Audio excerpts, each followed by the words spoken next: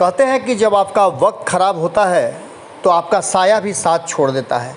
बिल्कुल इसी तरह से बिहार की राजनीति में देखने को मिल रहा है। और नीतीश कुमार जब से दिल्ली से लौटे हैं और दिल्ली जाने के क्रम के बाद ही नीतीश कुमार की उल्टी गिनती शुरू हो गई है।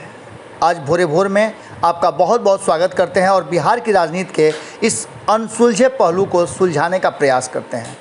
जैसा कि आप पहले से जान रहे हैं और लगातार सुन भी रहे हैं आप कि बिहार में सरकार अब बैसाखी पे आ गई है। अब किस बैसाखी पे आ गई है ये आप खुद समझ सकते हैं। नीतीश कुमार 2020 के चुनाव में 43 सीटें लेकर तीसरे नंबर की पार्टी बने थे, लेकिन उनका प्रभाव और उनका वर्चस्व भारतीय जनता पार्टी पर काबिज था, जिसके कारण भारतीय जनता पार्टी को मजबूर होकर इन्हें मुख्यमंत्री बनाना पड़ा, जिसका हल्दी गुल्दी पहले ही नीतीश कुमार ने बोलवा लिया था। अब आपको बता दें कि इन सब बातों को लेकर के नीतीश कुमार लगातार जो कम सीटें आई उसका ठीकरा लगातार फोड़ते आ रहे हैं भारतीय जनता पार्टी पर, क्योंकि उनका मानना है कि भारतीय जनता पार्टी ने जिस तरह से गेम किया उस गेम में फंसकर भारतीय जनता पार्टी ने कहीं ना कहीं नीतीश कुमार की सीटें कम करवा दी। इसके एवज में कई लोगों पर आरोप भी लगते हैं। आरोप तो जिन लोगों पे लगे उनमें से कुछ लोग अब नीतीश कुमार जी के बहुत नज़दीकी और सहयोगी बन गए हैं। मैं उपेंद्र कुशवाहा की बात कर रहा हूं। लेकिन वहीं चिराग पासवान को लेकर नीतीश कुमार बड़ी तल्ख थे और उन्होंने चिराग पासवान से बदला तो ले लिया, लेकिन उनका ये बदला लेना उन पर भारी पड़ गया। इतना ही नहीं, नीतीश कुमार पर एक लंबे समय से जो आरोप लग रहे हैं उस आरोप को लेकर के कहीं ना कहीं एक बात तो तय नज़र आ रही है कि नीतीश कुमार अपने अफसरशाही को लेकर के बदनाम है। कहा यह जाता है कि नीतीश कुमार के नवरत्न जो हैं वो पूरी तरह से बिहार की सरकार चलाते हैं। हालांकि ये भी तय है कि लोकतंत्र में खास करके जो सरकार के क्रियाकलाप होते हैं उन्हें अंजाम देने का काम अधिकारियों की ही होती है। लेकिन इन सब के बाद नीतीश कुमार पर आरोप लगते हैं कि वो अपने और अपने साथियों के मंत्रालयों का निगरानी कराते हैं, रेकी कराते हैं और अपने हिसाब से अफसरों को काम करने का संदेश भेजते हैं या फिर दबाव बनाते हैं। हर चीज़ की जानकारी खुद रखते हैं और ऐसी स्थिति में अब ये मामला उलझता नज़र आ रहा है। जैसा कि आपको पता था कि मदन सहनी जो नीतीश कुमार के बहुत करीबी थे और लगातार नीतीश कुमार उन पर भरोसा भी करते थे, उनके पास हमने कल भी आपको बताया था कि महत्वपूर्ण विभाग था। लेकिन इन सब के बावजूद मदन सहनी का नाराज़ होना और नीतीश कुमार का उन्हें न मनाना ये बहुत ही अलग तरह की बातें हैं। हालांकि आपको याद होगा कि ठीक एक दिन पहले जब यह खबर आप सुन रहे हैं उसके एक दिन पहले जिस तरह से बिहार में एक घटना घटी थी कि पहले नीतीश कुमार के बहुत करीबी साथी रहे मंजीत सिंह जो आरजेडी में जुड़ना चाह रहे थे, उन्हें मना लिया गया, लेकिन मदन सहनी मानने की स्थिति में नहीं थे। मदन सहनी को लेकर के कहा जा रहा था कि वो प्रेशर पॉलिटिक्स कर रहे हैं और वो इसलिए कर रहे हैं कि नीतीश कुमार थोड़ा सा उनसे और ज़्यादा ध्यान दें, तवज्जो दें। लेकिन सीधे तौर पे मदन सहनी ने जो बातें कही वो बड़ा ही महत्वपूर्ण थी। उन्होंने साफ तौर पे कहा कि मंत्री होते हुए उन्हें इतना तक अधिकार नहीं है कि वो अपने विभाग का कार्य कर सकें। बिहार सरकार की अफसरशाही से नाराज होकर मंत्री पद से इस्तीफा देने की मदन सहनी ने पेशकश किया था। अब मदन सहनी आपको बता दें कि दिल्ली रवाना हो गए हैं और दिल्ली रवाना होने से पहले उनका मुलाकात करने का प्रोग्राम था। जैसा कि खबरों के माध्यम से हमने भी आपको बताया था कि वो पटना से बाहर थे और वहीं से उन्होंने ये सारी बातें कही थी। इन सब के बाद कहा जा रहा था कि शनिवार के दिन वो पटना लौटेंगे और पटना लौटने के बाद नीतीश कुमार से उनकी मुलाकात होगी। उन पर ये बात मुलाकात होते होते बिल्कुल बदल गई और शाम होते होते घटनाएं कुछ अलग दिशा में निकल गई। आपको बता दें कि इधर दूसरी तरफ लगातार आपने देखा होगा कि किस तरह से तेजस्वी यादव लगातार बिहार की सरकार और बिहार सरकार में हो रहे मामलों को लेकर के मुखर हैं। उन्होंने एक बार नहीं कई बार इस बात को रिपीट कर दिया कि ये सरकार चलने वाली नहीं है। आप इस खबर के बाद तुरंत एक बड़ी समीक्षा भारत लाइव पर भी देख सकते हैं, जिसमें संपादक नमन मिश्रा जी के साथ मैं खुद मौजूद रहूंगा और रातों रात के इस एपिसोड में हम बिहार में जो घटनाएं घट रही हैं और बिहार सरकार की स्थिति से लेकर के नीतीश कुमार के सारे सवालों का और आपके भी सवालों का जवाब हम देने वाले हैं, जिसमें ये तय है कि कहीं ना कहीं नीतीश कुमार जिस स्टेट ऑफ माइंड में है उसमें उनके लिए रास्ते बहुत कम बचते हैं, विकल्प बहुत कम हैं उनके पास। आपको बता दें कि नीतीश से मिलने वाले और मिलने की बात की चर्चा के बीच मदन सहनी दिल्ली रवाना हो गए हैं और अब कहा यह जा रहा है कि उनका प्लान बदल गया है। आपको बता दें कि जिस तरह से कहा यह जा रहा था कि सबसे पहले मदन सहनी को ये इत्तला दे दी गई है कि वो आएँ, उनसे मुख्यमंत्री नीतीश कुमार खुद मिलना चाहते हैं।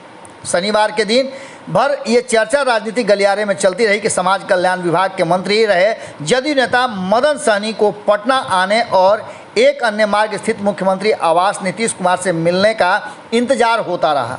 पर पटना तो पहुँचे, लेकिन सीएम आवास की जगह वो सीधे एयरपोर्ट पहुँचे और एयरपोर्ट पहुँचने के बाद वो दिल्ली के लिए रवाना हो गए।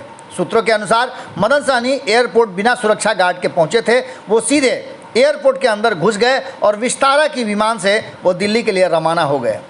जो जानकारी हमारे पास आ रही है, उस जानकारी के अनुसार मदन सहनी नीतीश कुमार को एक बड़ा झटका दे करके वहीं 25वें सालगिरह मना रही आरजेडी को एक बड़ा तोहफा देने वाले हैं। अब आप समझ गए होंगे कि हम जो बात कह रहे हैं उस बात की इशारा किधर जा रहा है। कहा यह जा रहा है, जो हमारी जानकारी है उस जानकारी के अनुसार मदन सहनी को लालू प्रसाद से मिलने की इजाज़त मिल गई है। चारा घोटाला मामले में जमानत मिल जाने के बाद लालू प्रसाद दिल्ली में हैं और मीसा भारती के आवास पर वो स्वास्थ्य लाभ ले रहे हैं। डॉक्टरों की निगरानी में हैं। उनके आने की भी चर्चाएं पटना के लिए की जा रही थी, पर डॉक्टरों की इजाज़त नहीं मिलने के कारण वो अभी भी दिल्ली में ही उपस्थित हैं।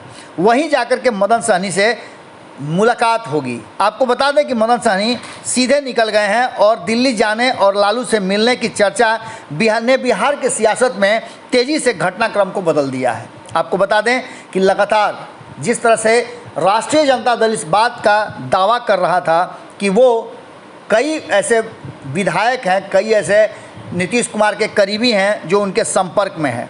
अब इन सारी बातों को लेकर के जिस तरह से मनमानी का आरोप पहले से लगता आ रहा है कि नीतीश कुमार के अधिकारी लगातार अपने विभाग को अपने कब्जे में रखते हैं। गौरतलब है कि मदन सहनी 1 जून को ही मंत्री पद से इस्तीफा देने का पेशकश कर चुके हैं। इन सारी बातों को लेकर के उन्होंने विभागीय अधिकारियों के मनमानी को इस बड़ा कारण बताया था। इसके बाद उनकी इस मुद्दे पर लंबी और कटु बहस हो गई थी भारतीय जनता पार्टी के कोटे से मंत्री जीवेश कुमार से। जीवेश कुमार के साथ उनकी जम करके तूतू महवे भी हुई और इन सब बातों को लेकर के जो बातें हमारे तक पहुंची है उससे साफ लगता है कि कहीं ना कहीं मदन सहनी समझौता के मूड में नहीं थे। उन्हें इस बात का एहसास हो गया था कि नीतीश कुमार के साथ सामने आने के बाद उन्हें फिर से वही सब चीज़ झेलना और सुनना पड़ेगा। अब ऐसी स्थिति में मदन सहनी ने एक बड़ा स्टेप लिया है। अगर वो लालू प्रसाद से मिलते हैं और अगर कहीं ये अलग दिशा में बातें जाती हैं तो इसका परिणाम और खामियाजा निश्चित रूप से नीतीश कुमार को भोगना पड़ सकता है। मदन सहनी ने समाज कल्याण विभाग के सचिव अतुल प्रसाद पर आरोप लगाते हुए कहा था कि अधिकारी की मनमानी चलती है, सरकार के मंत्रियों को या मंत्रियों की कोई पूछ नहीं है और ऐसे स्थिति में वो काम करने में असहज हैं। खास करके समाज कल्याण विभाग की बात करें तो ये नीतीश कुमार के लिए एक बहुत ही महत्वपूर्ण विभाग है और यही कारण है कि मदन सहनी को इसकी जिम्मेवारी दी गई थी। अब इस पूरे विभाग पर नीतीश कुमार कैसे निगरानी रखना चाहते थे, क्या कुछ करवाना चाहते थे या मदन सहनी के द्वारा कही गई बातों पर क्यों तवज्जो नहीं दी गई, ये तो अलग बात है। पर एक बात तो सही है कि मंत्री के आदेशों की धज्जियां उड़ाने की बात कही जा रही थी और कहा यह जा रहा था कि ये सारे लोग जिस तरह से काम कर रहे हैं वो कहीं से भी सही नहीं है। क्योंकि समाज कल्याण विभाग का सीधा जो सरोकार है वो रहता है आम जनता से और ख़ास करके नीतीश कुमार के जो ड्रीम प्रोजेक्ट हैं, जीविका दीदियाँ वगैरह जो हैं, वो सब भी इसी से जुड़ी हुई हैं। मैंने कल भी आपको बताया था और आज फिर एक बार बता रहे हैं कि मदन सहनी के इस स्टेप से नीतीश कुमार को एक बड़ा झटका लगा है और ऐसी स्थिति में नीतीश कुमार के पास विकल्प की बहुत कमी हो गई है। हम लगातार आपको खबरों के माध्यम से बता रहे हैं कि किस तरह से बिहार में सरकार को लेकर के उथल पुथल मची हुई है और इस उथल पुथल के बीच में लालू प्रसाद से मिलने मदन सहनी जाते हैं तो नीतीश कुमार की निश्चित रूप से उल्टी गिनती शुरू हो जाएगी। एक तरफ भारतीय जनता पार्टी का उनसे दूरी बनाना और दूसरी तरफ उनकी पार्टी के अंदर